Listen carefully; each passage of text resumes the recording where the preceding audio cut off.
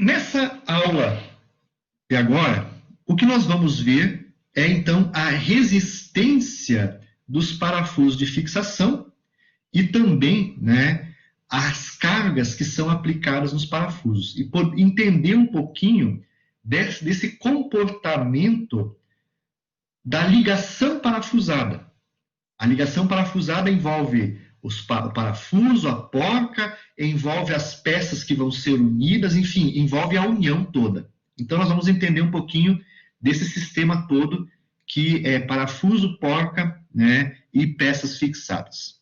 Mas antes de começar, a gente tem que começar vendo a questão da resistência dos parafusos. Tá? Então, existem os parafusos de várias bitolas, várias normas. Tá? A que a gente usa no Brasil, geralmente, então, é o sistema métrico, ISO, tá? E a resistência do parafuso, ela está geralmente associada a uma numeração que é apresentada na cabeça do parafuso, tá? Então, quando o fabricante faz o forjamento lá da cabeça do parafuso, ele coloca alguns códigos na cabeça. Geralmente ele coloca o nome do fabricante, que é o primeiro código aqui, ó, o nome do fabricante. Os parafusos da Caesar, todos eles apresentam a marca Caesar, os que são produzidos aqui em Santa Catarina tem a marca Caesar, tá? E geralmente na parte inferior aqui existe uma numeração. Ó, aqui tem um 4.6, Aqui existe um 4.8, um 5.8, 8.8, 9.8, 10.9 e 12.9, que indica a resistência do parafuso. Tá? Então, esse código, quando multiplicado um pelo outro ou multiplicado por 10, ele indica, então, a resistência do parafuso. Tá? Então, o que acontece? Se nós pegarmos o primeiro código e multiplicarmos um pelo outro, ó, primeiro parafuso aqui em cima é um 4.6. Se eu fizer 4 vezes 6, eu tenho 24 kg/força por milímetro quadrado, que representa a tensão de escoamento do parafuso, do material do parafuso. E se eu pegar o primeiro termo e multiplicar por 10, eu tenho 40 kg por milímetro quadrado, que representa o SUT do parafuso, tensão. Então, nós encontramos essas duas características do parafuso, o SUT e a tensão de escoamento dele. Que, se eu pegar esses valores, todos eles multiplicar por 10, nós encontramos as resistências em megapascal. A multiplicação de um pelo outro dá em quilograma-força por milímetro quadrado, que é, então, equivalente a um parafuso 240 megapascal de escoamento e 400 megapascal de SUT. Então, a gente consegue, com o parafuso, olhando a cabeça do parafuso, a gente consegue identificar a resistência do parafuso. Tá? Geralmente, os parafusos, então, os primeiros aqui, ó, o 1, o 2, o 3, o 4, o 5, o 6 e o 7. Os primeiros parafusos, 1, 2, são parafusos de baixa resistência. Ó, 4 vezes 6, 4 vezes 8, 5 vezes 8. Tá? Geralmente, esses parafusos de baixa resistência não vem gravado nada na cabeça dele. Então, para mim saber qual que é a resistência do parafuso, eu só consigo identificar pela nota fiscal de compra dele. Eu vou comprar um parafuso 4.6 e a Caesar, o fabricante, me manda um parafuso 4.6 com a nota discriminada. Então, geralmente, os de baixa resistência não são marcados na cabeça, somente os de alta resistência. Eu estou aqui com o Caesar, só que eu estou com um problema de visão, eu não consigo mais enxergar muito bem. Então, eu estou aqui com um 5. Meu Deus do céu, 5.8. O 5.8 da Caesar, peguei uma lupa aqui para enxergar, gente, pelo amor de Deus, O 5.8 da Caesar, ele vem gravado, tá? Então, ó, o 5.8 da Caesar, ele vem gravado. Então, esse parafuso que eu tenho na mão aqui é um Caesar com 5 vezes 8, né, de tensão de escoamento, né, e 5 vezes 10 tensão de ruptura, tá? Então, a partir desse parafuso, eu posso fazer o cálculo do coeficiente de segurança dele usado em uma certa aplicação. 5 vezes 8, 40 kg força por milímetro quadrado, que é igual a 400 megapascal aproximadamente. E o SUT, 5 vezes 10, o primeiro vezes 10, 5 vezes 10, 50, igual a 500 megapascal de tensão de ruptura, tá? Então, a partir desses dados, eu posso fazer o dimensionamento dele, né? Qual é a bitola que eu devo usar na minha aplicação? Qual o tamanho que eu devo usar na aplicação, tá? Então, no métrico ISO, ele é indicado com esses códigos na cabeça, e aí eu posso, então, ó, de acordo com a classe de resistência, então, dele, né? Existe a faixa de tamanhos que eu consigo encontrar, ó. Então, ó, por exemplo, ó, no 4.6, eu encontro bitolas do M5 até o M36. Talvez nesse meio existam alguns que não são fabricados, né? Mas é possível, a norma prevê isso. Já o 8.8, tem bitolas de M16 até o M36. Mas a gente consegue também o M8.8 em bitolas diferentes, ó, tá? Então, dependendo, ó, 9.8, M1.6 até M16, a gente consegue bitolas diferentes, tá? Então, pelo código, pela classe de resistência, eu encontro a tensão de escoamento e a tensão de resistência, tensão SUT. Então, essa é a tensão de escoamento e esse é o SUT. E aqui tem os valores tabelados, tá? Então, são valores aproximados, ó. 4 vezes 8, né? 13, ó, o escoamento dá 32, né? Isso aqui dá 32, aproximadamente 320, ó. A tensão do escoamento aqui é 340, então 320 está perto de 340, tá? A tensão de resistência é 4 vezes 10, 400, 420, ó. Né? O material é 420, então são valores aproximados, tá? Nós temos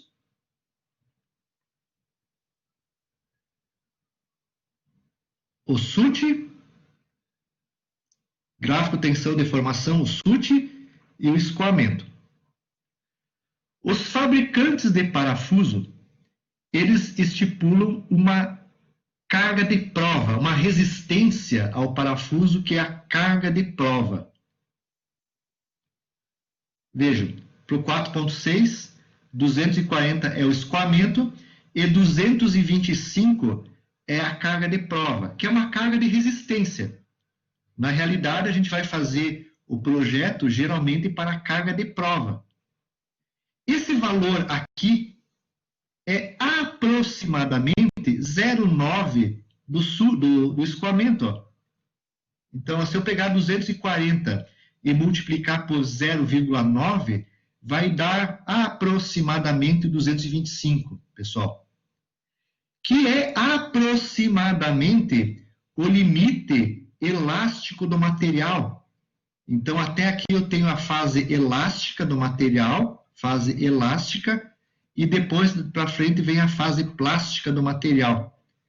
Então, a gente geralmente projeta o parafuso para que as tensões que são ali desenvolvidas estejam dentro da fase elástica do material.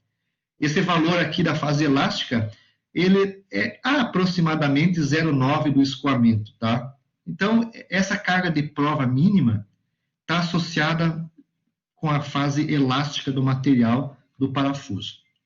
Feito? Então, pelo parafuso, a gente consegue, então, identificar a tensão de resistência, tá? Geralmente, parafusos 8.8 para frente são parafusos de alta resistência, tá? 8 vezes 8, 64, tensão de escoamento, 8 vezes 10, 80 a quilograma por tensão de ruptura. Ou seja, 640 e 880 as tensões de resistência respectiva, né? Escoamento e ruptura, tá? 9.8, 10.9 e assim por diante. Então, por exemplo, a indústria automotiva, ela usa muito essas classes 8.8 para frente para ter parafuso de alta resistência, feitas então com materiais especiais, ok? Então, é o sistema métrico. O sistema métrico, então, está com o código inserido aqui na cabeça do parafuso, né? Então, aqui, possivelmente, vocês não vão encontrar o 4.8 e 4.6, o parafuso vem sem a marca, tá? Mas aí você tem que olhar na nota fiscal e ver qual é a classe do parafuso. Feito? Então, com isso, a gente pode misturar parafuso e sabe, né, quando vai usar um e outro, quando tem a codificação no parafuso. Há também classes, né, a resistência dada pela norma SAE, norma automotiva, né? Norma automotiva, americana automotiva. Ela é dividida em classes de resistência, onde a cabeça do parafuso também obtém algumas marcas. A classe de resistência 1, 2 e 4 vem sem nenhuma marca, vem só com a marca do fabricante, só o fabricante que vem talvez marcado aqui, tá? Mas ela vem sem nenhuma marca, tá? E aí então, pessoal, a gente só vai saber o parafuso que tem a partir da nota fiscal de compra. Agora, a classe 5, 7, 5.2, que é essa aqui, a 8, a 8.2, ela tem alguns traços equidistantes, né, na cabeça do parafuso que permite identificar a sua resistência. Mas eu só consigo identificar a resistência assim, ó. Eu olho a cabeça, olho a disposição das marcas, então aqui eu tenho 3 marcas equidistantes, é classe 5. Aí eu venho na norma grau classe 5 e identifico qual é a tensão de escoamento, a tensão de resistência à tração e a carga de prova. Eu tenho que buscar informação numa tabela. Por exemplo, o 5.2, que se tivesse essa disposição aqui, o 5.2, tá? Apresenta, então, 633 de escoamento, 826 de SUT e a carga de prova é 585. Então, é a classe SAE. Eu tenho que vir olhar na tabela a resistência. A métrica eu consigo fazer o cálculo, na SAE não. Há também a classe ASTM. A classe ASTM, então, ela é dividida por códigos do parafuso, o A307, e não tem nenhuma marca. O tipo 1, o A325, ó, tem três marcas equidistantes. O A325, o tipo 3 não tem, o grau BB aqui, ó, 354. Então, eu também tenho que olhar as marcas da cabeça e vir na tabela, identificar 3 marcas assim, é o A325, tipo 2. Venho aqui, olho escoamento, resistência à tração e carga de prova, né? Então, temos que ter isso. Ah, vamos ver aqui, ó, o A325, esse aqui, ó, tem parafuso que é igual à classe, vou pegar aqui o tipo 1, aqui, ó, o A325 tipo 1, tem igual a norma SAE, ó, esse parafuso aqui, escoamento 558, 723 de ruptura e 509 de carga de prova. Vamos olhar o SAE se é igual, com 3 marquinhas, ó. 3 marquinhas é o 5. O 5, ó. É quase igual. É quase igual, né, ó. Então, para mim, olhar especificar parafuso, eu tenho que saber qual classe eu estou comprando. Se é o SAE ou se é a ASTM. Tá? Então, ó, tem os passos, faixa de passos, de tamanhos, eles vão ter passos específicos, eu tenho que saber um e outro. Então, o A305, ó, tem uma resistência aproximada ao classe 5, ó, mas não é igual. Tá? Os materiais possivelmente são parecidos, tá? Então, a gente precisa saber a classe que está comprando, a norma que estamos comprando, para poder identificar a resistência do parafuso. Tá? Então, é importante identificar o grau, a STM, ou o grau SAI, né? Ou a resistência, a resistência da ISO, tá? Para poder especificar a resistência do parafuso, ok? Então, as marcas na cabeça têm essa importância aí, tá? O parafuso, na hora de dimensionarmos o parafuso, nós precisamos saber qual é a área que vai estar sujeita, a área de resistência do parafuso, tá?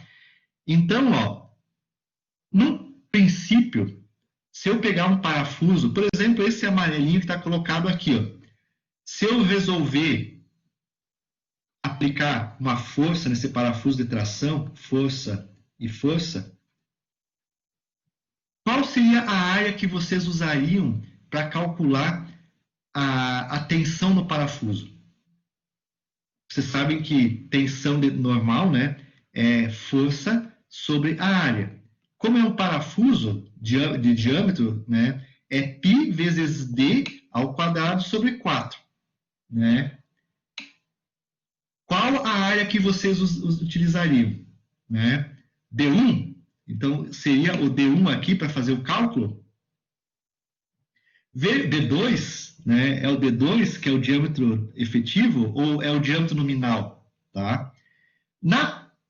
Olhando de cara, a gente usaria o menor diâmetro, D1, né? Talvez a gente, nós pegaríamos este diâmetro aqui, né? Esse diâmetro aqui, que é o diâmetro de raiz, e calcularíamos a resistência do parafuso pelo diâmetro de raiz, tá? Mas não, pelo contrário. A partir de ensaios que foram realizados, o diâmetro que representa a melhor condição para calcular a tensão de trabalho que é desenvolvida não é nem o diâmetro de raiz, nem o diâmetro efetivo e nem o externo. Na realidade, é a área resistente à tração, que é formada por um diâmetro médio entre o diâmetro efetivo e o diâmetro de raiz. Tá? Então, na prática, o diâmetro que as normas prevêem para a gente utilizar no cálculo é esse diâmetro efetivo aqui, ó. A gente vai calcular, desculpe, esse diâmetro, essa área resistência à tração. A gente vai calcular essa área aqui, ó, que é proporcional, então, a esse diâmetro que eu coloquei aqui em rosa, né? Esse diâmetro em rosa aqui, ó. Então, a gente calcula, tem esse ponto aqui e tem esse. Calculamos o valor médio entre o D1 e o D2, o diâmetro de raiz e o efetivo, e esse diâmetro médio, digamos assim, entre o D1 e o D2, vezes π sobre 4, caracteriza a área resistente à tração. Então, para nós calcularmos a força, a tensão de tração que ocorre no parafuso, a gente tem a força de tração e divide pela área resistente à tração, que é essa área cor de rosa que eu coloquei aqui no desenho. Tá? Então, isso é a melhor aproximação para o caso do parafuso. Sempre a gente vai fazer esse cálculo. Então, a gente sempre vai usar o AT. Então, vamos dimensionar o parafuso?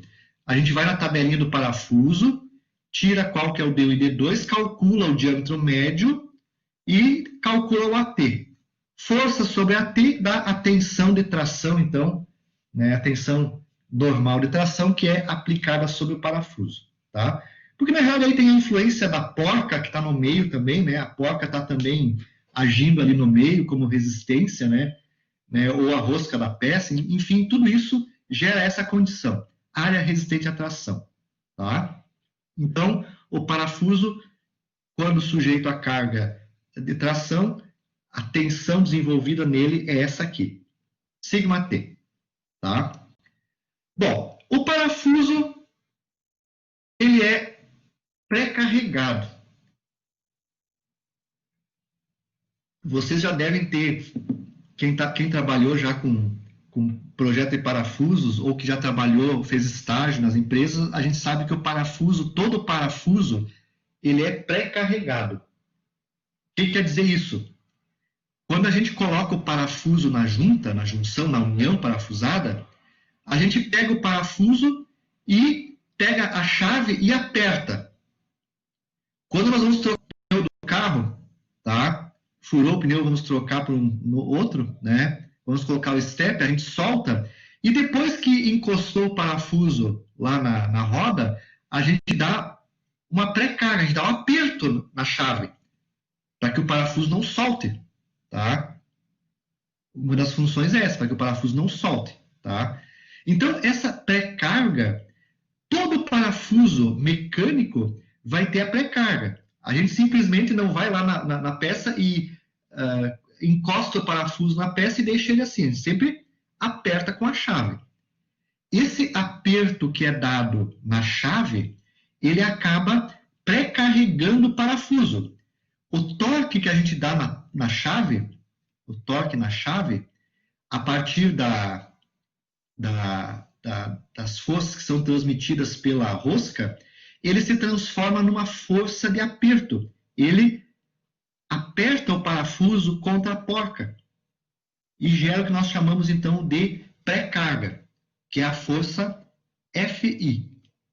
FI é força de pré-carga, tá?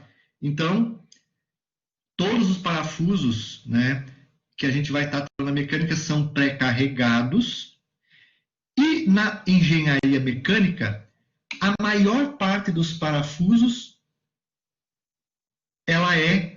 são submetidos à tração, tá? Valdair, mesma coisa, a pré-carga funciona da mesma forma que se não tivesse a arruela. A arruela, ela vai ser mais uma componente elástica que vai estar no sistema, tá? Então, se nós tivermos uma arruela no sistema, a pré-carga vai ser a mesma. A arruela é só um meio para transmitir mais a carga sobre a junta, né? E não danificar, né, as peças, e também melhorar a resistência ao afrouxamento do parafuso, tá? Então, vai funcionar da mesma forma com a arruela também, tá? Mas, enfim, os parafusos, então, todos eles vão ser submetidos a uma pré-carga, a gente dá um aperto nele, e a maior parte dos parafusos de união de peças são sujeitos a cargas de tração. A carga de serviço, que é aplicada na junta, geralmente é uma carga que traciona o parafuso. Então, aqui, ó, aqui eu tenho a peça 1 que está sendo unida e a peça 2. Então, vejam que foi colocado aqui dois vetorzinhos P sobre 2 e P sobre 2. Embaixo a reação, né, P sobre 2. E aqui, então, se eu somar P sobre 2 sobre P sobre 2, eu tenho a carga P, que é a carga de serviço que é aplicada na junta. P, então. Então, na maior parte das vezes, os parafusos de fixação são sujeitos a uma carga de tração, tá? Todos eles, e a gente quase que sempre vai dimensionar eles a tração. Os parafusos, então, 90 e muitos por cento são resolvidos com carga de tração. Ah, mas eu tenho cisalhamento nas peças. Mas quando eu provoco o aperto, o FI de aperto, ó, se eu tenho um aperto, aí vem um aperto. O aperto acaba juntando as duas peças uma com a outra, as duas superfícies. O aperto é como se fosse, olhando na física, aquela figurinha do atrito. Eu tenho um bloquinho que se movimenta num plano. Então, imagine que o bloquinho seja a peça 1 e o plano seja a peça 2. Né? Então, a força de aperto, ela funciona aqui, ó, é como se fosse a normal do bloquinho se deslocando sobre o plano. E e eu tenho um atrito entre as peças, metal-metal. Então, se essa força de atrito for grande, se essa força de atrito existir, essa força de aperto existir, vai existir uma componente de força que é a força de atrito. Então, vamos supor que o atrito movimente o bloquinho para cá, né? Vai surgir uma força de atrito devido à componente de aperto. Força de atrito. Se essa força de atrito for maior do que a força de cisalhamento que ocorre na junta, vamos imaginar aqui, ó. Aqui eu tenho uma força de cisalhamento, ação, e na outra peça a reação. Se esse atrito entre as peças for maior do que a força de cisalhamento, quem ganha é o atrito. E as peças não se movimentam, né? Então, o atrito que existe entre as peças, na maior parte das vezes, é o responsável por suportar as forças cisalhantes que ocorrem nas peças mecânicas. E aí, o parafuso, ele não vai estar submetido a cisalhamento. Porque quem suportou as cargas foram as peças. A força de atrito entre as peças foi maior do que o cisalhamento. Então, o cisalhamento não chegou a agir sobre o parafuso, certo? Então, nós não dimensionamos o parafuso pelo cisalhamento. Nós só dimensionamos ele pela força D normal e pela força Fi. Essa força Fi de aperto, um certo percentual dela vai acabar se somando com a força externa. E aí eu calculo, então, a força sobre o parafuso, que vai ser a força externa mais um percentual de carga da força de pré-carga. Então, quase que exclusivamente todos os parafusos da área mecânica, talvez com exceções, é claro, né, sejam submetidos a cargas de tração e a gente calcula o parafuso por força axial. Tá? A maior parte das vezes é assim. A força de cisalhamento que porventura ocorra entre as peças, ela tem que ser absorvida pelo atrito entre as peças. Ah, o atrito não foi suficiente? Então eu aumento o aperto. Aumentando o aperto, a gente sabe que força de atrito é força normal vezes μ. Aumentando o aperto, eu aumento o FA. E assim por diante. Então, tudo está ligado com a pré-carga. Tá? Pré-carga e força de tração no parafuso. Vamos entender um pouco mais sobre a união. Quando eu vou unir duas peças, tá? Basicamente, eu tenho essa condição.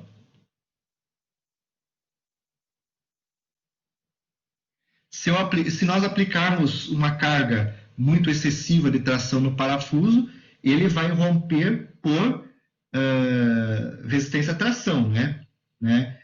Dificilmente vai ocorrer, quando eu aplicar uma força muito grande no parafuso, dificilmente ele vai romper, né? Depende da carga, mas ele pode romper sim, a ruptura sempre vai ocorrer no primeiro filete carregado. No caso aqui, ó, o primeiro filete carregado é esse aqui, ó, tá? Porque aqui tem concentração de tensões, ó, tá? Então, geralmente a ruptura do parafuso vai se dar nesse primeiro filete carregado aqui, ó, tá? Geralmente é assim, ou na cabeça do parafuso, porque aqui é uma região de alta concentração de tensões por causa da variação de seção de diâmetro D até o diâmetro externo da porca, tá? Então, a ruptura vai ocorrer por aí, tá? Quando eu aplicar muita força para separar eles, tá? Então, a ruptura vai se dar sempre ou no primeiro filete carregado, que vai ser este aqui, ou na cabeça do dente, tá? Ok? Bom, vamos entender um pouquinho, então, o comportamento da junta, tá? Nós temos aí, pessoal, uma junta de fixação. São duas peças, uma verde e uma azul, e o parafuso amarelo e porca azul. Se nós olharmos do ponto de vista de elemento e máquinas, essas duas peças e o parafuso são molas. Elas têm constantes elásticas. Então, no caso de uma pré-carga, eu poderia imaginar inicialmente que essas duas peças, verde e azul, poderiam ser substituídas por uma constante elástica, uma mola, né? Que é essa aqui, ó. Então, uma constante equivalente entre as molas, nós poderíamos substituir as duas peças. Quando nós pré-carregamos o parafuso, nós pegamos a chave e vamos fazer o parafuso girar e ele avança, né? Ele, girando o parafuso, ele avança contra a rosca do parafuso. A porca avança contra a rosca do parafuso. E esse avanço faz com que essa região aqui do parafuso seja comprimida, ela é deformada, ela é comprimida, né, pela força ela é tracionada pela força de aperto. Então, o que acontece é que o parafuso se desloca e quando eu aperto com a chave, o que acontece é isso, ó. Eu deformo o parafuso, ele aperta.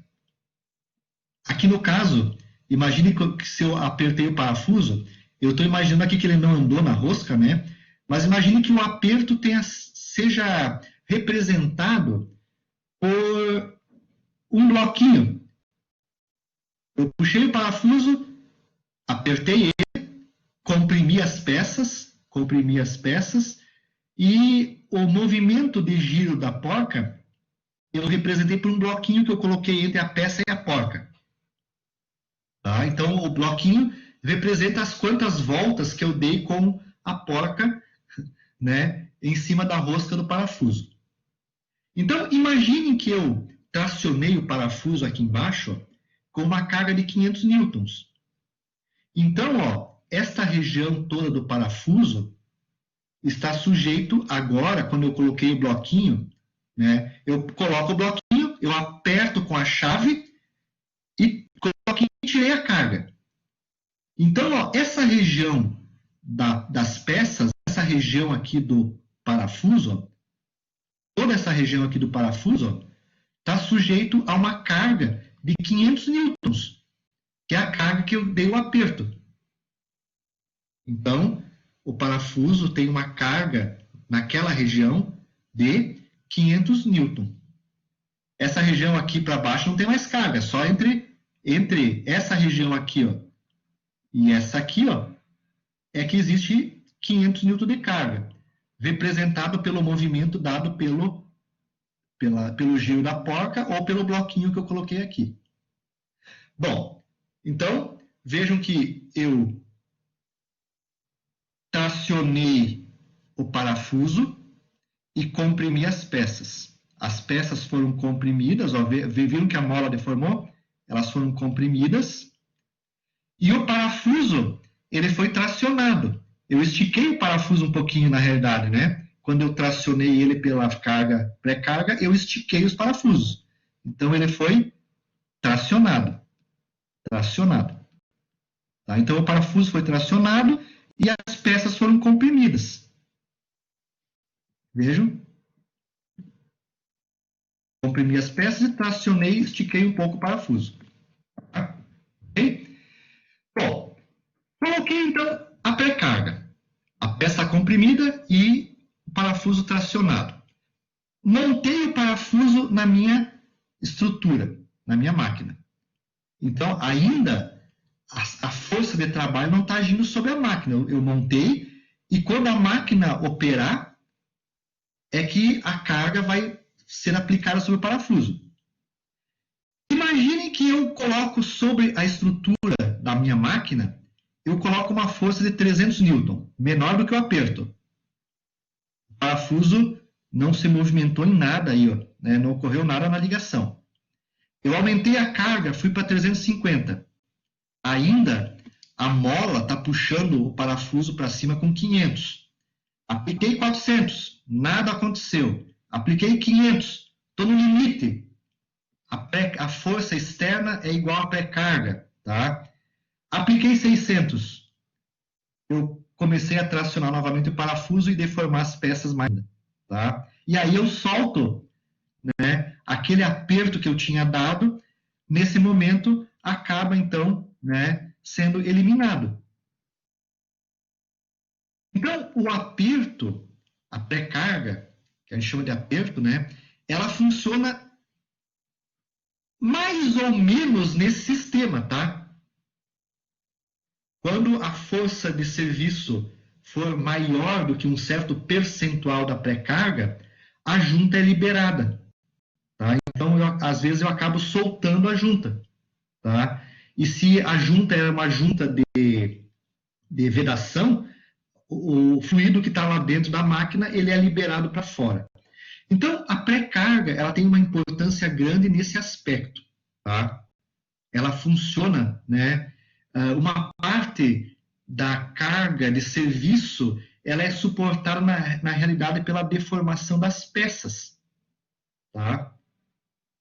Que é o que acontece, então, nas figuras que vêm agora pela frente, tá? Então, tem uma influência tudo isso, tá? Então, a junta tem um comportamento elástico. A pré-carga influencia no comportamento da junta, tá? Às vezes, quanto maior a pré-carga, melhor para o sistema, tá? Mas isso também acaba aumentando a tensão de tração no parafuso, tá?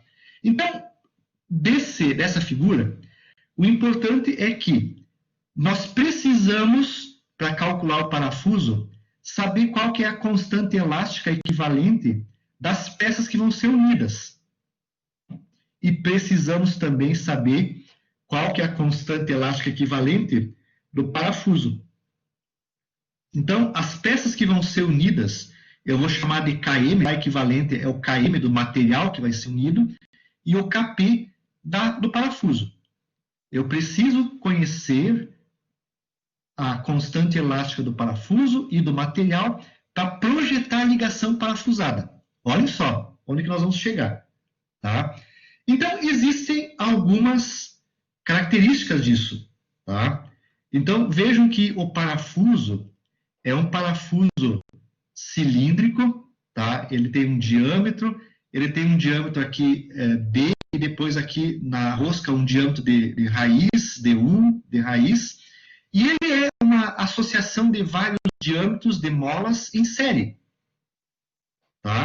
Então, nós precisamos calcular a constante do parafuso, levando em consideração esse comprimento com esse diâmetro e esse comprimento aqui com esse diâmetro, para poder, então, fazer o cálculo da ligação, tá? Fazer o cálculo da ligação. Então, a próxima etapa é saber o comportamento elástico desses elementos, parafuso e peças, tá? Geralmente, então, os parafusos, tá, são cilíndricos e as peças também são peças que estão associadas em série. O parafuso, essa parte do parafuso e essa estão associados em série. Nós precisamos, então, determinar as constantes elásticas. E para determinar as constantes elásticas dessas ligações com diâmetro, por exemplo, o parafuso tem um diâmetro, a gente volta um pouquinho lá para a resistência dos materiais e sabe que a deformação de uma peça de circular, né, quando essa peça é submetida a uma força de tração, a gente sabe que a deformação dessa peça, tá? Então, aqui eu tenho ela numa condição inicial, né? Quando eu aplico força, vai ocorrer um delta, tá? Vai ocorrer um delta.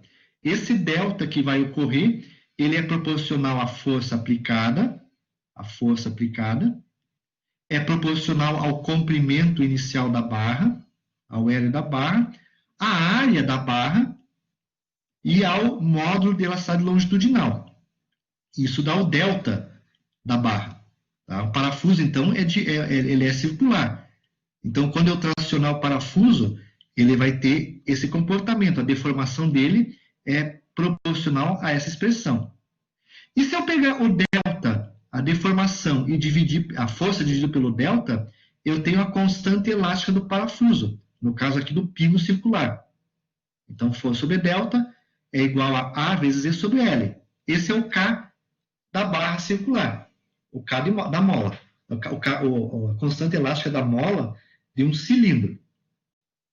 Então, usando esses conceitos lá da resistência dos materiais, nós podemos, então, fazer o cálculo da constante elástica do parafuso.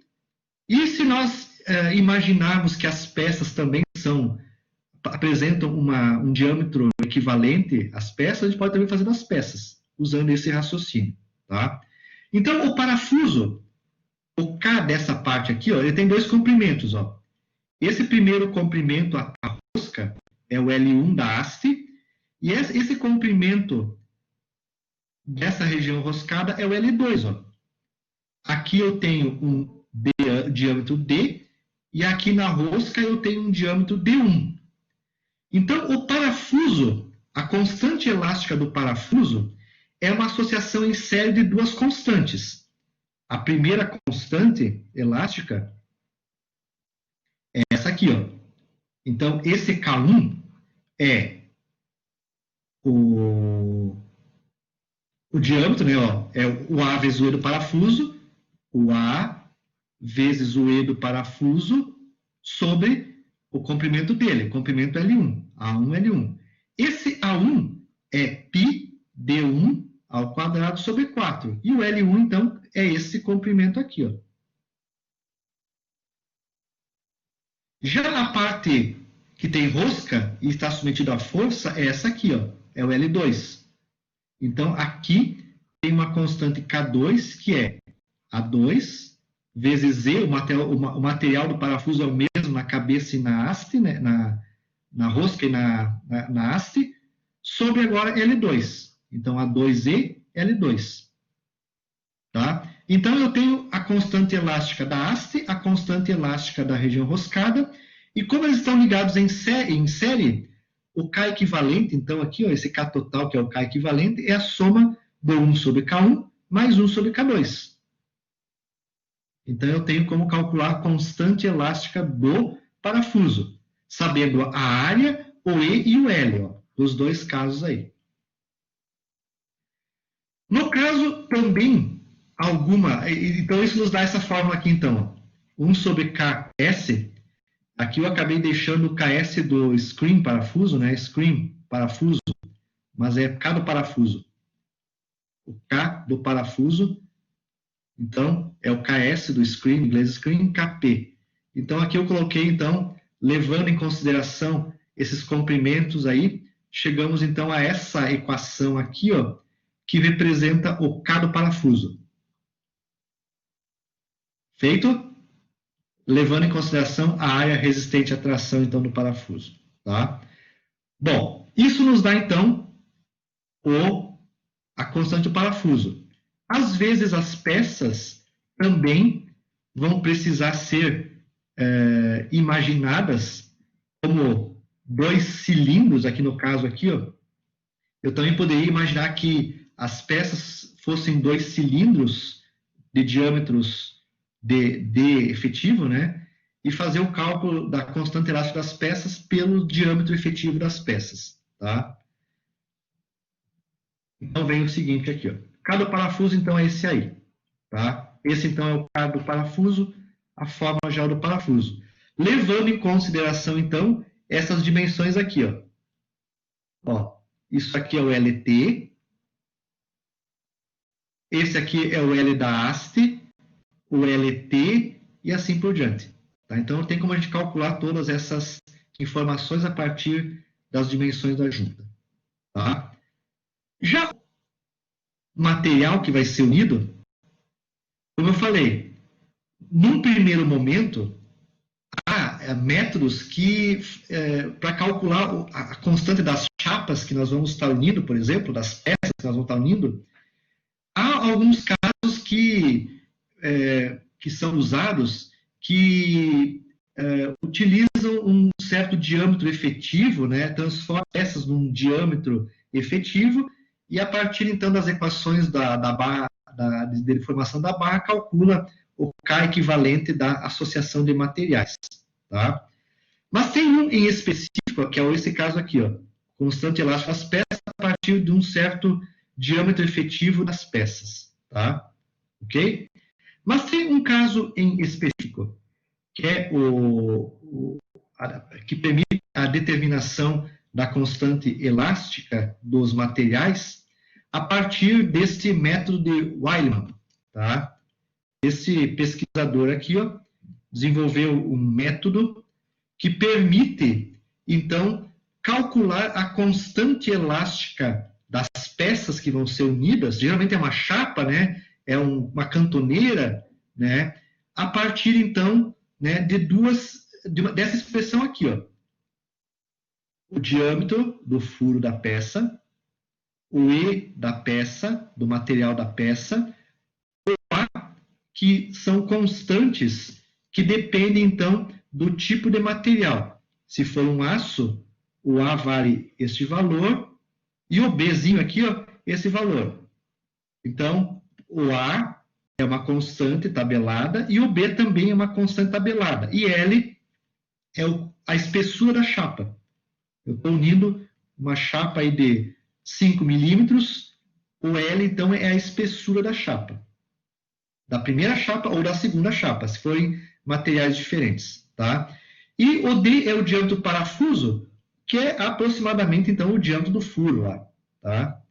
Então, esse método permite calcular a constante elástica dos materiais que são unidos, das peças que são unidas, simulando, então, né, admitindo que existe um cone de influência da força. Então, quando eu pegar um parafuso e apertar ou submeter esse parafuso a uma força de tração, a partir da arruela, a força ela vai se distribuir mais ou menos de acordo com esse cone de influência. Então, esta região que está em vermelho da peça é que vai ser deformada. Se nós colocássemos isso lá no SolidWorks e fizéssemos um ensaio de elementos finitos, nós veríamos que mais ou menos a deformação das chapas se daria mais ou menos sob influência desse cone, de acordo com esse ângulo φ aqui. Ó. Tá? Então, de acordo com esse ângulo φ, é que ocorreria a deformação. E esse Wileman, então, ele, a partir desse estudo, ele definiu uma fórmula, então, que é essa fórmula aqui, ó, que permite calcular essa constante dos materiais. Tá? A partir do D, E do material, constante do Wileman, e o B também constante do Wileman, permite, então, calcular a constante dos materiais. Com uma aproximação suficiente, pessoal, para um cálculo de parafuso. Tá? Não vamos pensar que tudo isso aí dá certinho sempre, né? Tá sempre exato, sempre o que acontece na realidade dá um valor aproximado, gente. Mudou o E do material, mudou algumas coisas, muda tudo isso. Mas é um parâmetro para a gente poder fazer o cálculo do parafuso. Bom, usando este E, então, né, nós podemos, então, usando essa expressão aqui, nós podemos, então, fazer o cálculo do K do material. Então, com essa expressão aqui, eu posso calcular o K, vou colocar aqui, o KM1 desse material aqui, da primeira chapa que está sendo unida, ou da peça, e do KM2 depois para a segunda peça. Ligando eles em série, 1 sobre K dos materiais é igual a 1 sobre K1, KM1, mais 1 sobre KM2. Eu tenho, então, o K equivalente da junta unida. Eles estão ligados em série. Então, um método é o método de Wileman. Esse cone de influência é em torno de 30%. Desculpe, 30 graus. Tá? O cone de influência vermelho está em torno de 30 graus para a maioria das peças. Outro método é o método que o Shigley apresenta. ele tem esse ângulo de influência de 30 graus, e ele então permite calcular o km a partir de uma equação bem empírica. Π vezes Z vezes o dígito D sobre 2 logaritmos neperiano, lá embaixo, né? De L, tangente de φ, e assim vai, diâmetro, e assim vai. Então, dá para calcular também um valor aproximado do K do material em função da equação de Stigley. Se nós fizermos o cálculo pela de Stigley ou pela de Wileman, os resultados não são iguais, são aproximados, pessoal, aproximados. Às vezes a diferença até dá grande, tá? E aí a gente vai ter que fazer o cálculo por uma ou pelas duas, fazer alguns testes no final da construção do produto e ver qual que deu mais certo. E, de repente, para aquela condição que deu mais certo, a gente comece nos próximos projetos a utilizar aquele método que deu mais próximo para nós. Tá? Então, é uma questão também empírica de escolha do projetista. Tá? Então, eu posso calcular por 2 métodos, aliás, por 3, pelo do Stigley, pelo do Wileman, que é esse aqui, ou então pelo método do diâmetro efetivo. Tá? Eu posso calcular, então, por esse método de diâmetro efetivo. Nenhum deles vai dar igual, vai dar próximo. Tá? Dos 3 métodos, nós vamos ter sempre valores aproximados um ao outro. Então, se eu tenho a constante do material e do parafuso, eu posso agora tentar entender o comportamento da junta. A gente sabe, então, que peças unidas têm uma constante equivalente, que é o K do material, e o parafuso também tem um K equivalente, que é o K do parafuso, Kp. Então, o que nós vamos fazer agora? Nós vamos imaginar uma junta carregada. Tá? Vamos imaginar uma junta carregada onde nós vamos colocar num conjunto de peças, vamos submeter um aperto no parafuso e vamos entender o que acontece com a ligação. Então, para isso, nós vamos fazer um gráfico como esse.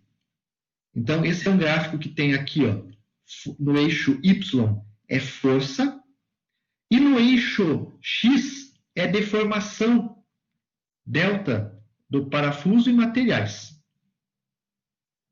Então, assim, ó, lá na minha junta, quando eu dou um aperto no parafuso, o parafuso vai ser esticado de um certo valor. O aperto que eu dou é nas peças, mas o parafuso, ele é esticado. Na verdade, a gente fala que dá um aperto no parafuso, né? A gente dá um aperto nas peças. O parafuso vai ser tracionado, não apertado, né? Ele vai ter o comportamento de tração. A força de aperto se traduz no parafuso em puxar ele para fora, esticar ele. E as peças são comprimidas.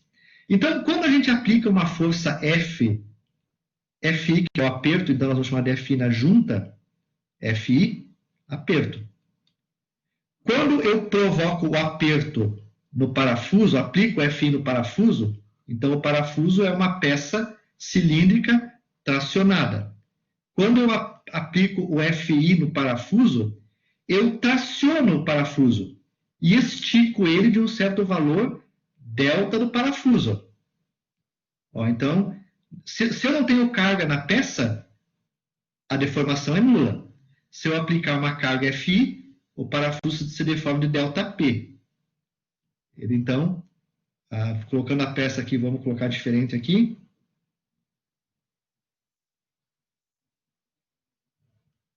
Inicialmente, o parafuso não tem carga. Primeiro desenho. Sem carga. Quando eu apliquei uma carga Fi, o parafuso se esticou, foi tracionado e apresentou um ΔP. Então, ó, esticamento é positivo. Então, aqui, ó, quando eu apliquei a força Fi, o parafuso se esticou de um certo valor ΔP.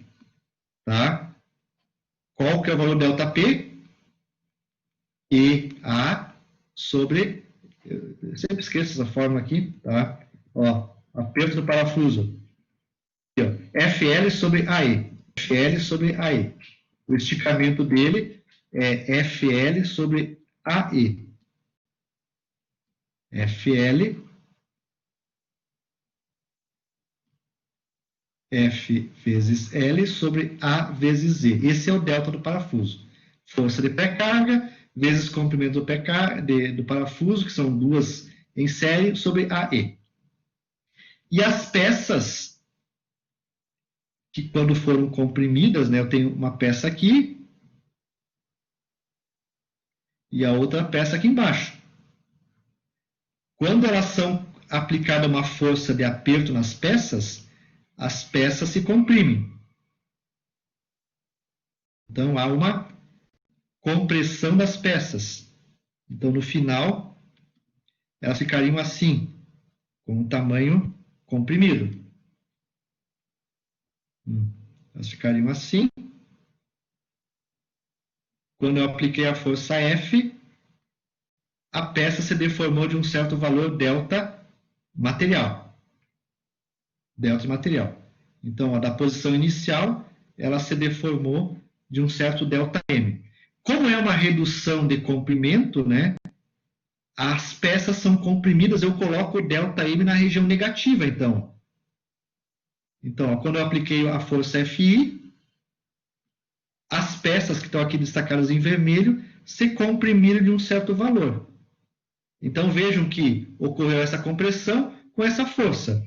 Se nós pegarmos e ligarmos esses dois pontos aqui, ó, delta e força, vai aparecer uma curva, que é essa curva em vermelho aqui, ó, cuja inclinação da curva representa a constante elástica do material. A inclinação dela é a constante elástica do material. E, no caso dos parafusos, quando eu apliquei o delta, a força FI, o parafuso se deformou de ΔP. Se eu juntar esse ponto, então, delta e força, tá? Unir o zero até esse ponto B, eu tenho uma curva azul, cuja inclinação da curva azul representa a constante elástica do parafuso. Então, aqui o parafuso é tracionado ao alongamento dele e as peças são comprimidas. Há uma redução do tamanho delas. Então, ó, a compressão vai para o lado negativo e a tração vai para o lado positivo do zero, onde eu apliquei a força F.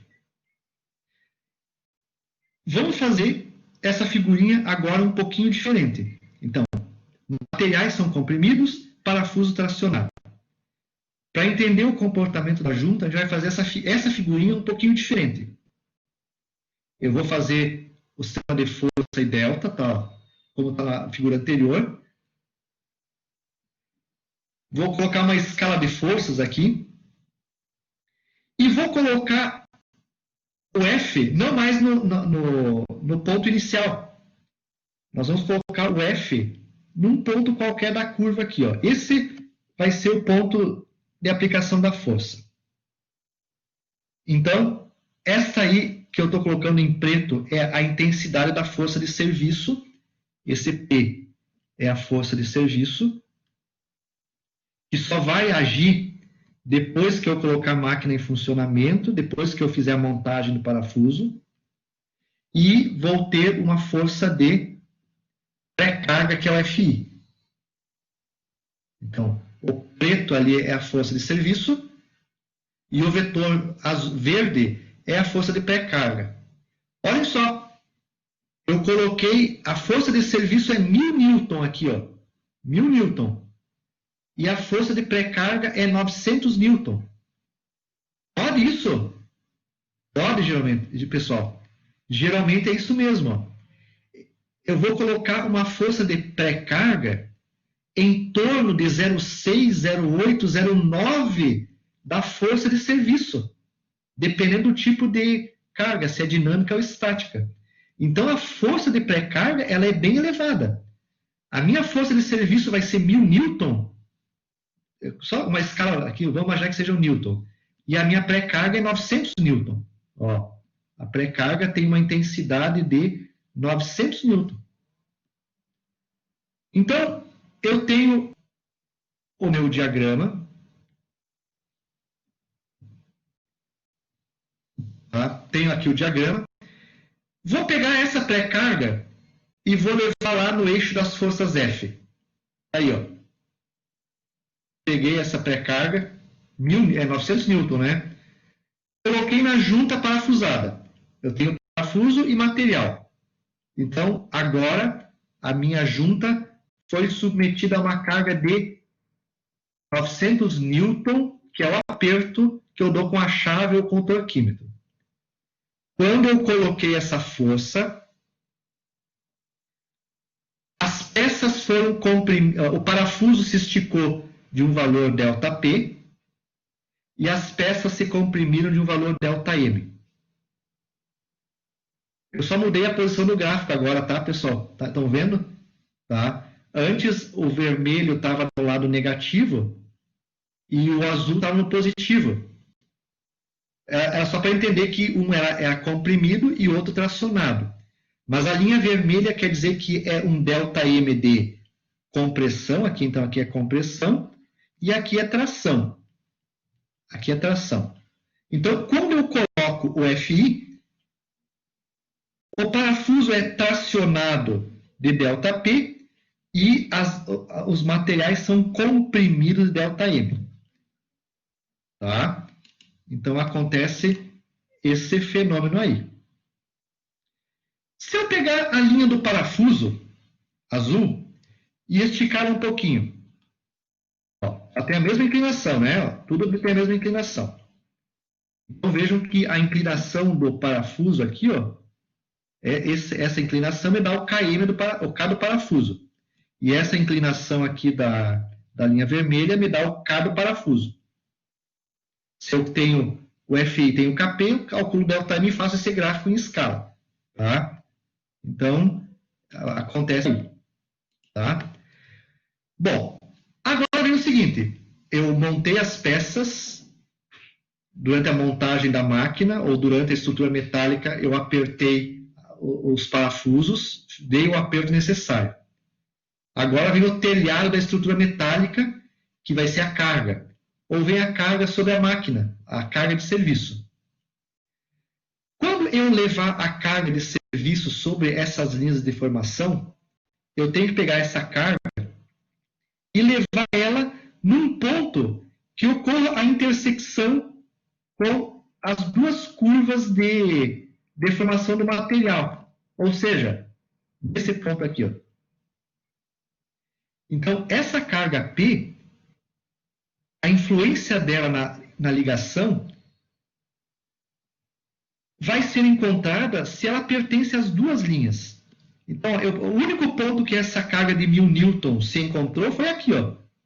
Ó, coloquei agora 1000 aqui, ó, em função da inclinação da azul e da inclinação da vermelha. Esse é o único ponto comum para as duas curvas da carga P. E dali, então, vem o seguinte, ó.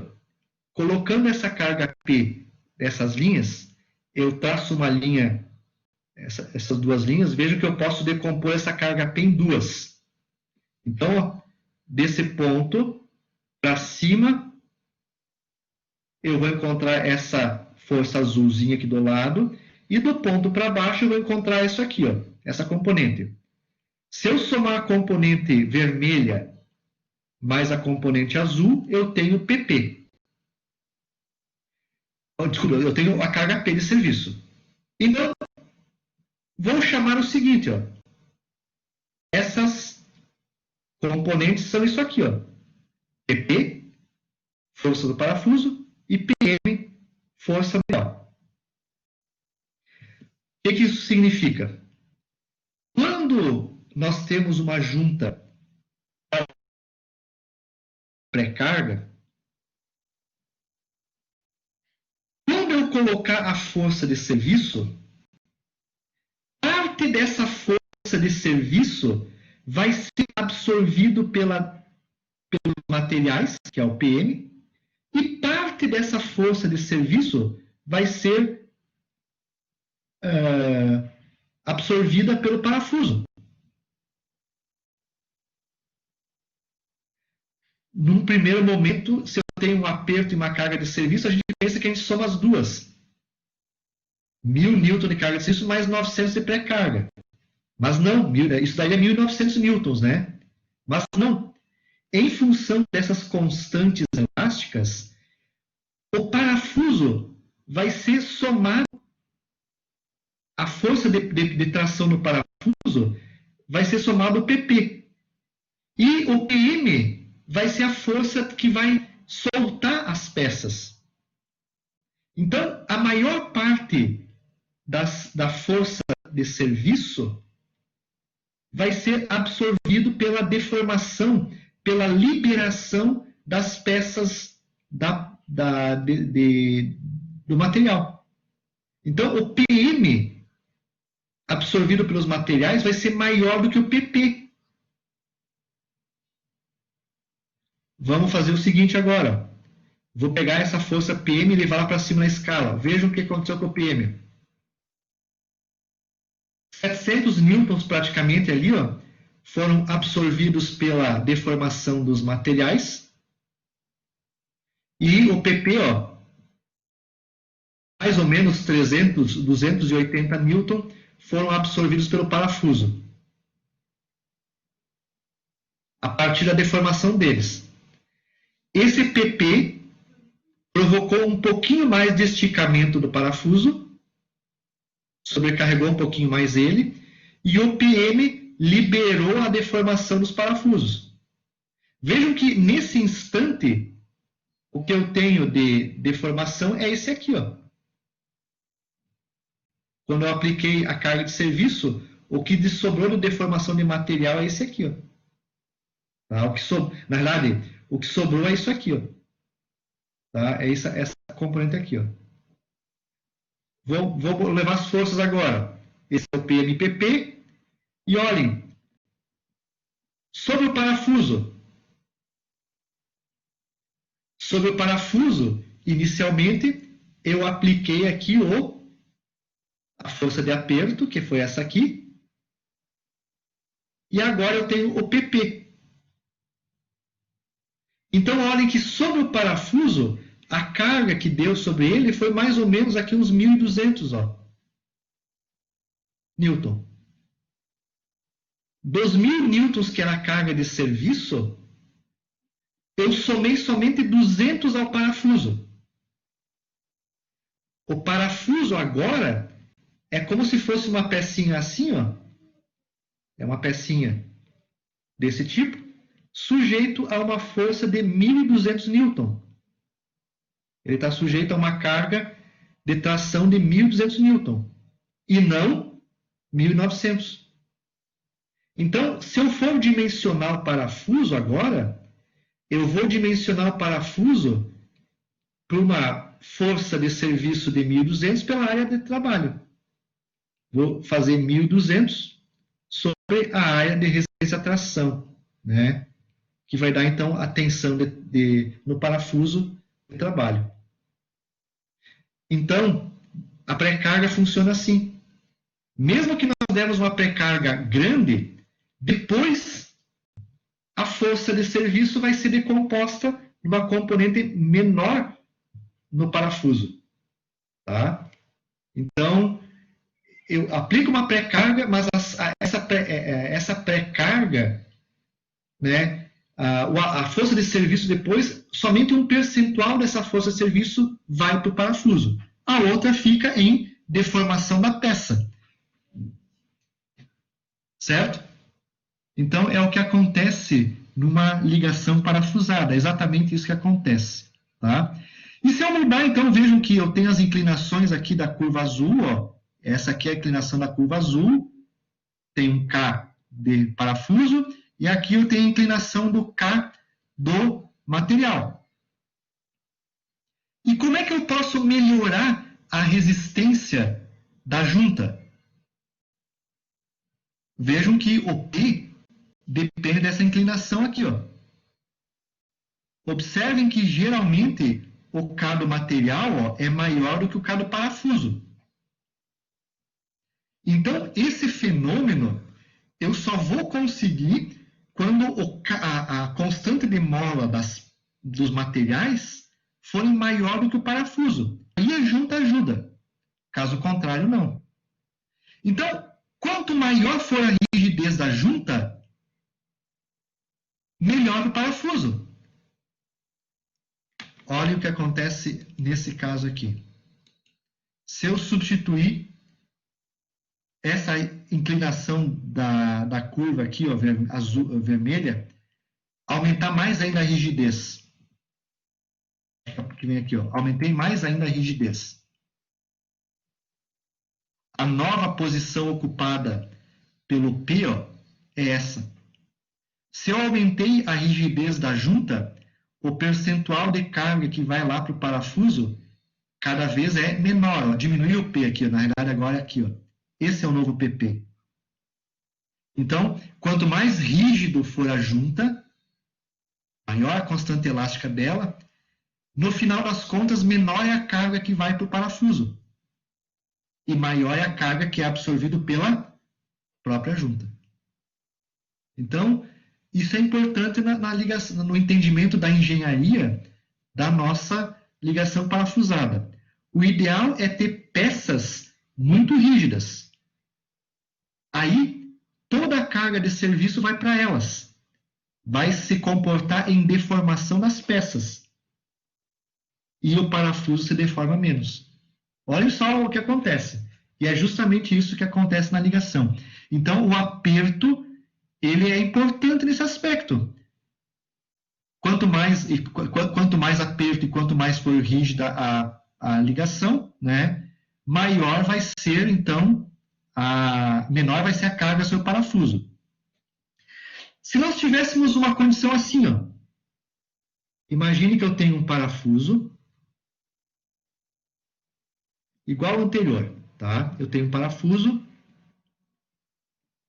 tenho a porca e o parafuso. Aqui no meio eu tenho as peças. Vou colocar aqui em outra cor as peças. Então aqui eu tenho uma peça sendo unida.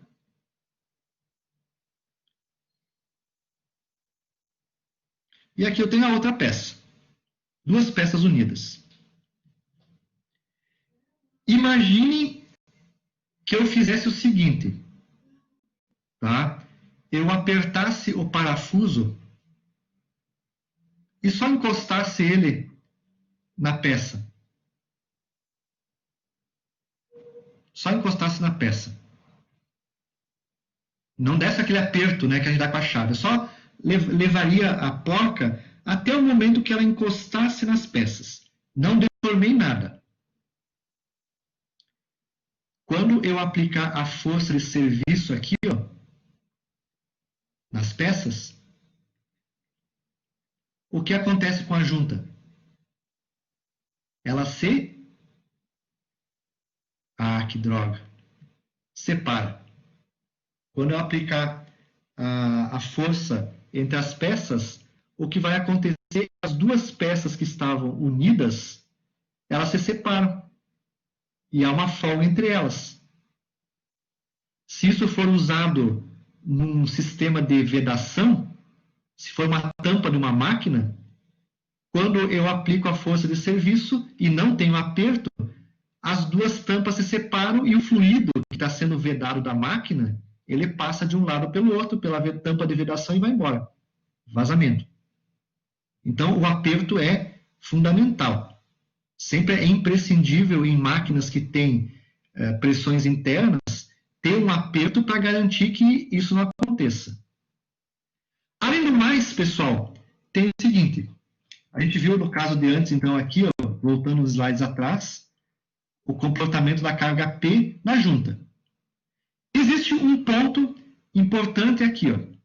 Se eu pegar essa força P e aumentar ela de tal forma que o P se transforme nesta força aqui, ó,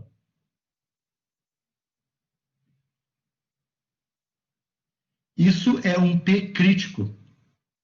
Essa força de serviço P crítico, ela provoca a abertura da junta. tá?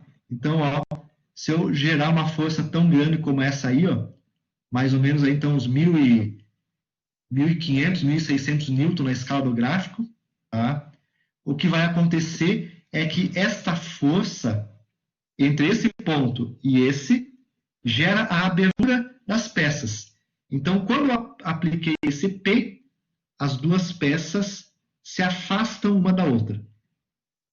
Se eu estou unindo duas peças, ocorre o ponto limite, onde qualquer carguinha a seguir acaba abrindo a junta.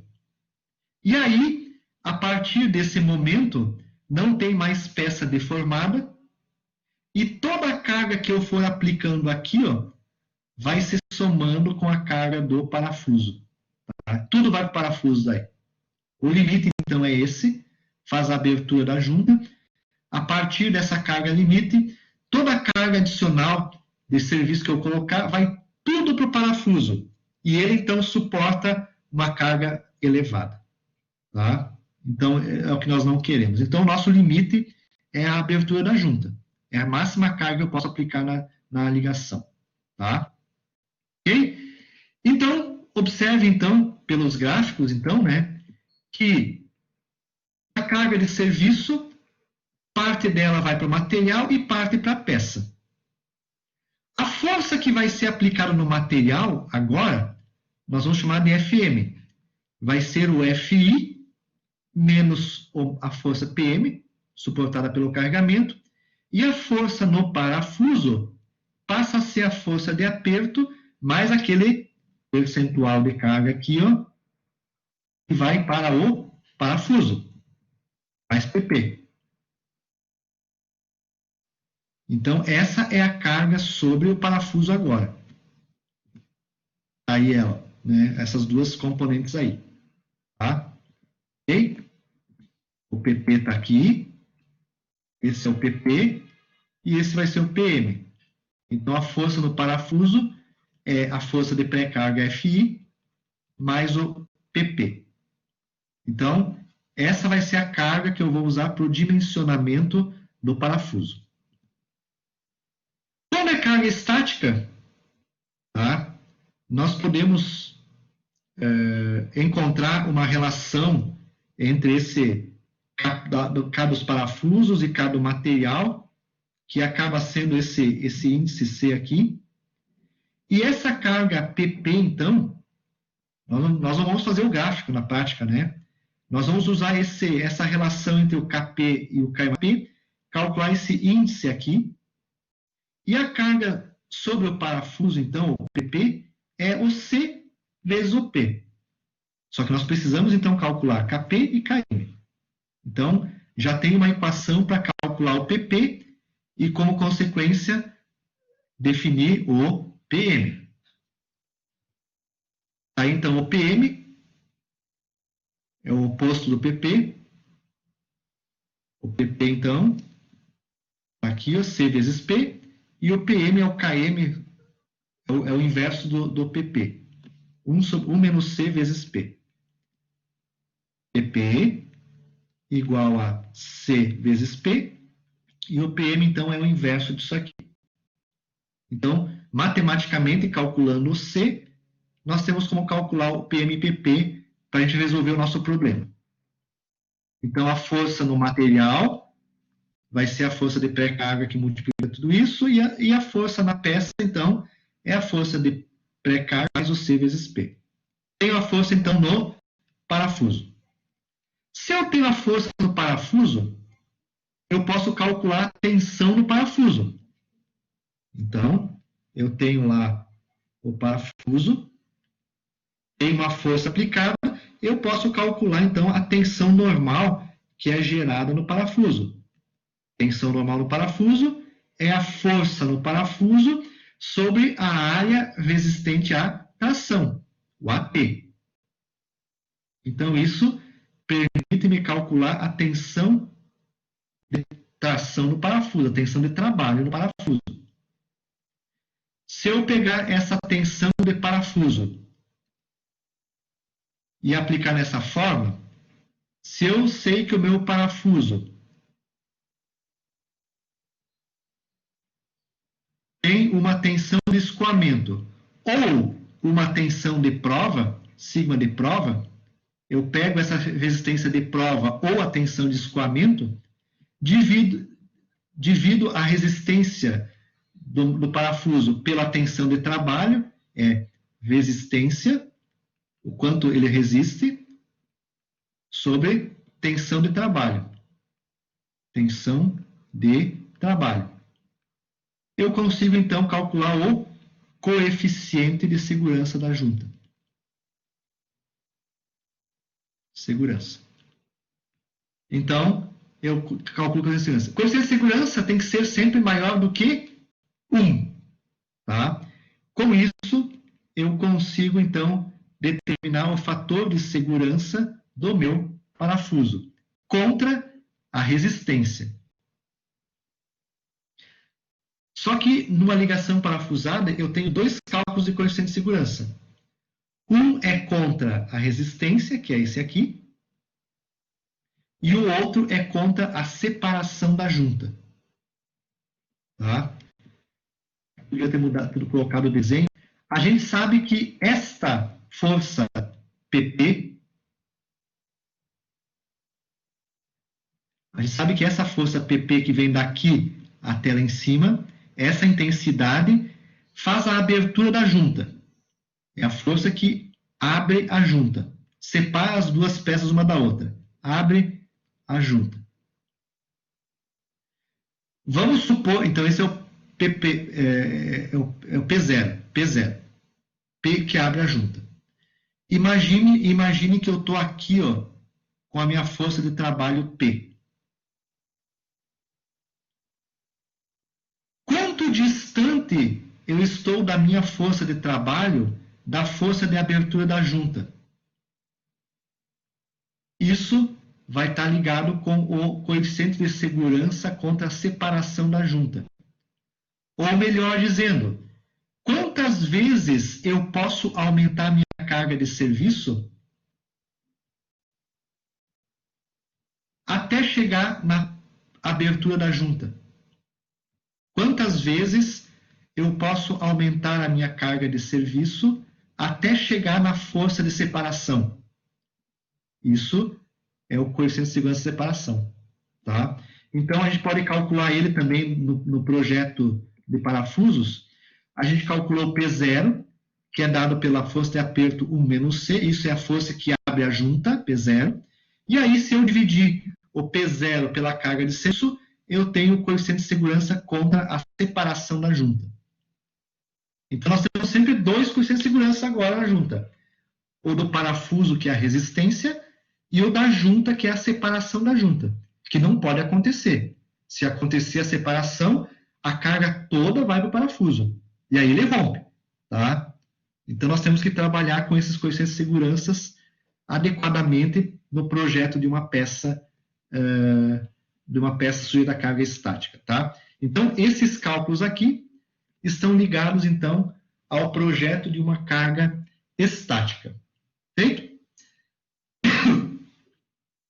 A mesma coisa acontece para cargas dinâmicas, só que o carregamento agora é dinâmico, e a gente vai ter que calcular daquelas cargas no parafuso, nós temos que calcular as componentes alternantes e médias, né, forças médias e alternantes do parafuso, e aí calcular então as tensões, ali as forças, aqui as tensões alternantes e médias do parafuso, e com essas tensões alternantes e médias do parafuso, tá, nós vamos utilizar o diagrama de Goodman, tá, e a partir do diagrama de Goodman, tá, nós vamos tirar uma equação que permite fazer o coeficiente de segurança dinâmico, né, do parafuso. Então, o coeficiente de segurança do parafuso é o limite de resistência à fadiga do parafuso, que multiplica SUT menos escoamento, sobre a resistência dinâmica do parafuso, vezes a tensão média, tensão de pré-carga, resistência do parafuso e tensão alternante. Usando tudo isso nesta forma, nós calculamos o coeficiente de segurança dinâmico do parafuso. Tá? Então, vai acontecer isso para cargas dinâmicas também. Só que lá na estática eu uso resistência dos materiais, e aqui em dinâmica eu uso as teorias de elemento e máquinas, tá? Para fazer o projeto, então, do parafuso, tá? E para finalizar esse material, a pré-carga é um elemento importante. Pré-carga no parafuso é força sobre o parafuso.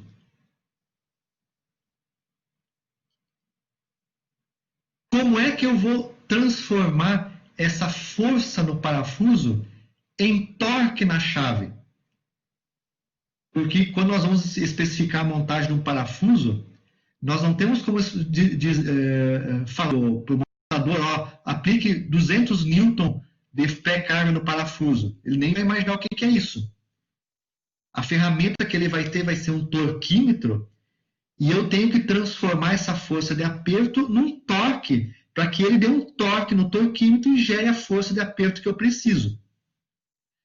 Então, esse torque que eu preciso, a transformação do torque, da força de aperto em torque, depende, né, da força de atrito que vai ocorrer lá na rosca e no encosto da cabeça com a peça.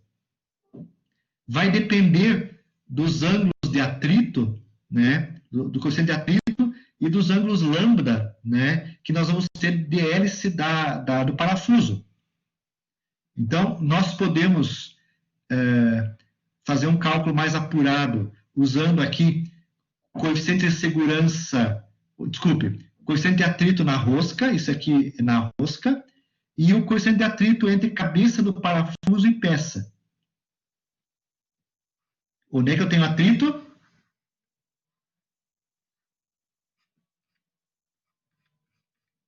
Eu tenho atrito, quando eu fizer a ligação, eu vou ter atrito entre cabeça e peça, que vai consumir potência de torque. Se eu pegar esse raio médio e vezes o atrito, tenho a normal, calculo a força de atrito, e lá na rosca. Lá na rosca também eu vou ter atrito entre rosca de parafuso e porca, e também ali vai consumir uma parte do torque. Então eu somo essas duas parcelas. Aqui eu tenho este atrito consumido, e aqui na cabeça eu tenho esse atrito consumido, esse torque consumido. Somando os dois, né, dá o torque, dá o atrito total, multiplicando pela força de atrito, da força de aperto, eu tenho então o torque de aperto. Se nós olharmos de cima da cabeça do parafuso, né, mais ou menos estavado, olhando de cima, o aperto está apertando as peças aqui, ó. Então aqui, ó, vai ser gerada uma força normal, que é a força, entrando no plano do parafuso. Vamos ver aqui, ó, o bloquinho de novo, né? Entrando no plano do slide aqui, nós temos a pré-carga. Existe um atrito entre cabeça e rosca. Então, se eu pegar esse Fi e multiplicar pelo atrito, eu gero a força de atrito, que está agindo nesse plano aqui, ó. Então, essa aqui é a força de atrito, ó. Ela age nesse sentido aqui, ó, da minha ligação. Se eu pegar a força de atrito, ó, que é a aperto vezes o coeficiente de atrito, de maneira geral, eu tenho FA. Se eu pegar esse FA vezes o R, que é o raio do parafuso, tá? Eu tenho torque. Então, o torque de aperto é força de aperto vezes, né, o Mi. Isso aqui é a força de atrito, então, vezes uma constante, o diâmetro da peça, ou raio, né? Essa força de atrito, ela pode ser calculada multiplicando o Fi vezes um fator K, que é o KI, que é a soma de tudo isso aqui, ó. Tudo isso aqui é o KI. Isso aqui é o KI. Esse KI, para a maior parte dos parafusos, é aproximadamente 0,21. Ó, esse aqui é o KI, ó. Tá aqui ele, é aquilo que eu sublinhei antes no slide de antes, ó. Dividido por 2. Esse é o KI. Levando em consideração o atrito entre rosca para aço, né? E aço aqui também, atrito no colar, né? Na cabeça do parafuso, esse valor dá 0,21, 0,22, 0,215. Se nós arredondarmos ele para 0,21 e multiplicarmos FI vezes D, nós temos o torque de aperto. Então, quando fizerem o cálculo, não se preocupem muito com esse cálculo todo aqui, ó.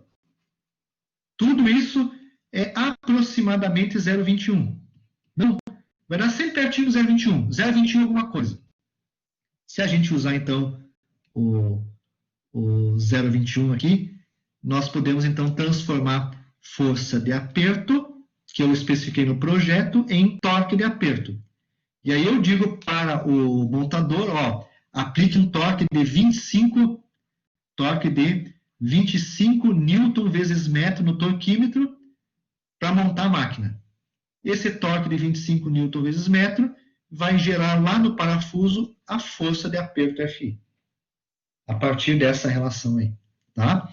Então, não se preocupe muito com isso, que é o que vai acontecer, tá? Este material sai do elemento de máquinas Shigley, das duas versões, mas sai principalmente do livro do Norton, tá?